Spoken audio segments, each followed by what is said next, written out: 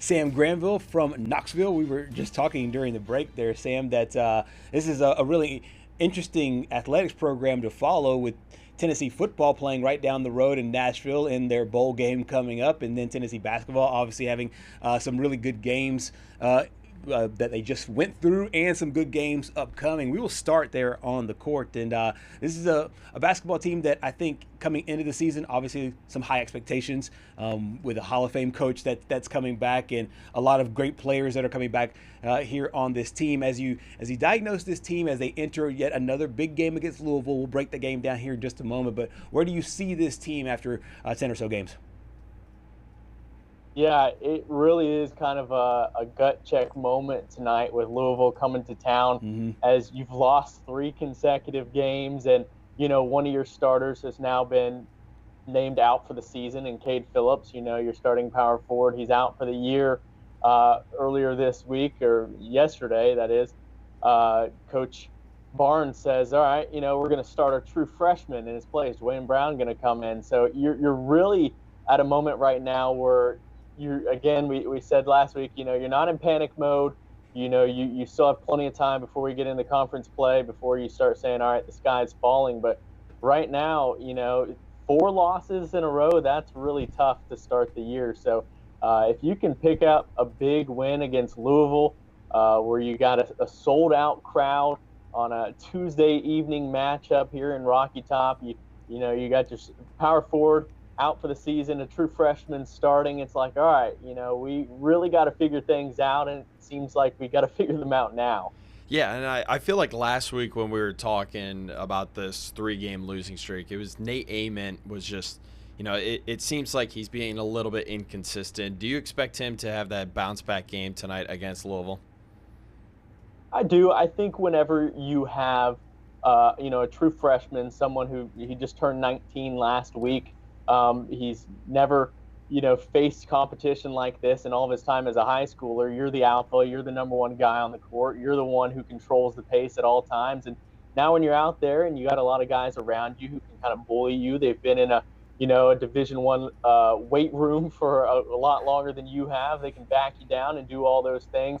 I think a lot of it starting off is comfort, and so when Nate has a strong start to the season, and, he's averaging about 20 points a game, and all of that is in the friendly confines of the Food City Center. Coming back to that, I think that's something mental where you're like, okay, it might not have been against SEC competition. It might not have been against some top 10 program, coming in here, but I've played really well here in the friendly confines of our own arena.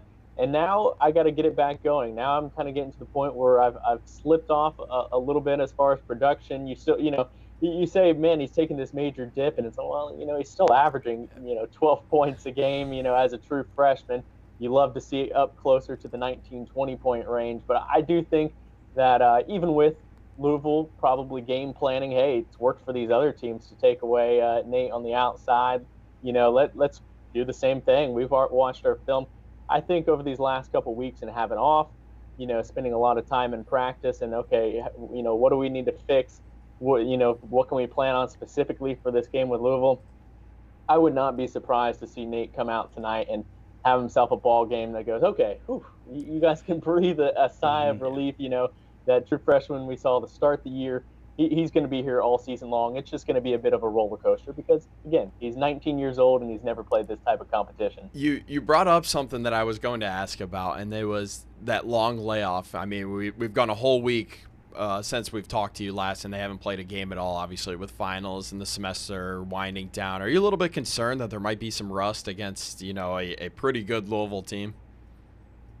I don't think rust is something that Coach Rick Barnes has in his vernacular, because he's saying he even said after that Illinois loss, he's like, man, our toughest competition, our toughest play is the practices that I run. I've been doing this for a long time, and these guys are having brutal practices every single day. So I think, they're probably thankful to get back on the court and go, man, we're not having to go every day in one of these Rick Barnes practices. We can finally compete against somebody else that's not ourselves. And that's something that they worked on this week, especially is turnovers, because early on this season, turnovers have been killer.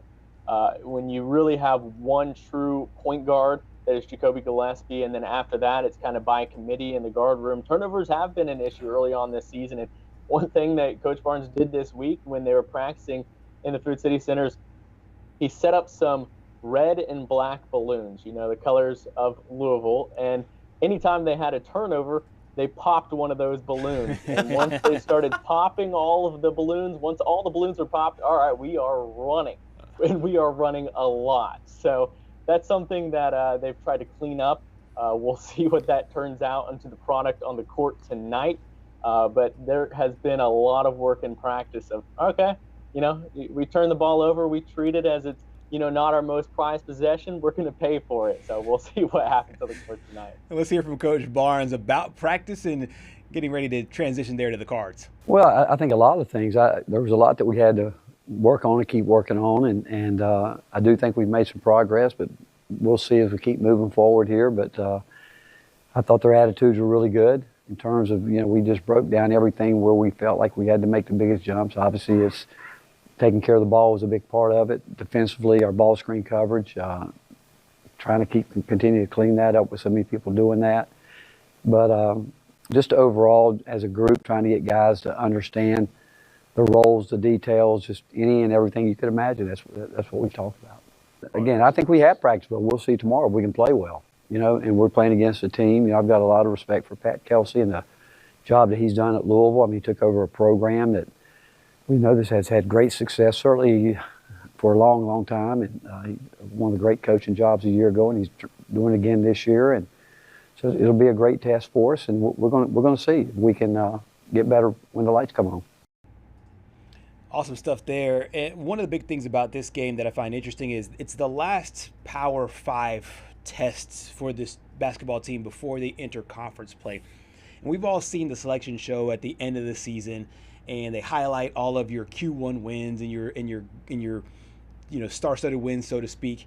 And a lot of times they go back to the non-conference part of the schedule. Is there any pressure on this game to be like, hey, if we want to separate ourselves from whoever might be in there with us, we need to win this game in order to get there? Or is it just, hey, our destiny still are in our own hands because we do have a really tough SEC gauntlet to go? No, I think absolutely this game does matter a lot. And, it might not be, you lose to a really talented team like Louisville and we panic, but it's certainly, every single one of these games, especially when you're playing at home, I mean, that's a big confidence booster. If you're winning, against some of the best opponents in the country on your home court, then you at least know, okay, we can compete against the best teams in the country. That's something that we can see ourselves as a higher seed coming into the tournament. And you're right, every single one of these games matters when it comes to the tail end of the year, when it comes to that seeding, whether it's even, in the SEC tournament, but especially going into the national tournament. It's okay, you might have a decent record against these SEC teams this year, but what did it look like when you played some of the non-conference teams at the beginning of the year? And you don't want to just hang your hat on that one win against Houston over there in Las Vegas. You would love to have, okay, we beat Houston, and then we had a bit of a slump that, you can point to the youth and inexperience. But if you're losing to, Kansas, Illinois, and Louisville, all these teams at the beginning of the year, you're going, okay, maybe we aren't, tier one, maybe we're, a tier 2 or so when it comes to just all the teams across the country. This is one that you really need to build confidence to head into SEC play going, especially when it comes to playing on our home court here in Rocky Top, we take care of business. So this is a huge, huge game in my opinion. Against Louisville, against Illinois, at least that one was, we're playing on a neutral site court, and nobody really has that home court advantage in a sense, even though it's here in the state of Tennessee. But this one, I think you really got to get as far as just building confidence and going, okay, we are one of the better teams in the country.